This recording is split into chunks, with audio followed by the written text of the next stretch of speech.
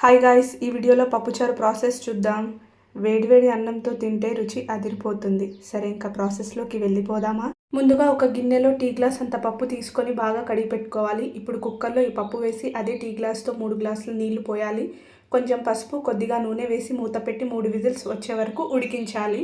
ఇంతలో సొరకాయ, క్యారెట్, ఉల్లిపాయలు, 6-7 మిర్చి, వంకాయలు కట్ చేసి పెట్టుకోవాలి. మీకు నచ్చిన కూరగాయలు ఏవైనా యాడ్ చేసుకోవచ్చు.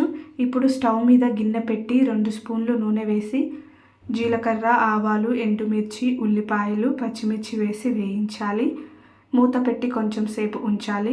తర్వాత పసుపు, అల్లం పేస్ట్ వేసి పచ్చివాసన పోయే వరకు కలపాలి. ఇప్పుడు మిగతా కూరగాయలన్నీ వేసి మూత పెట్టి ఉడికించాలి. ఈలోపు ఉడికిన పప్పును మిక్సీలో మెత్తని పేస్ట్లా చేసుకోవాలి. అలాగే నిమ్మకాయ సైజ్ చింతపండు నానబెట్టాలి.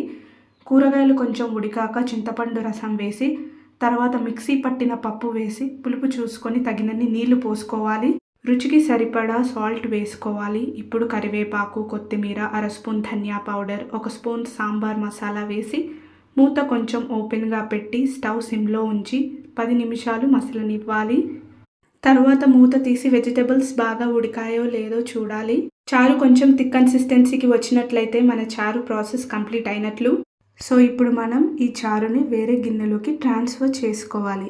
అంతే, వేడి వేడి చారు రెడీ. ఈ ప్రాసెస్ గనక మీకు నచ్చినట్లయితే please like, share and subscribe to my channel. Okay guys, bye.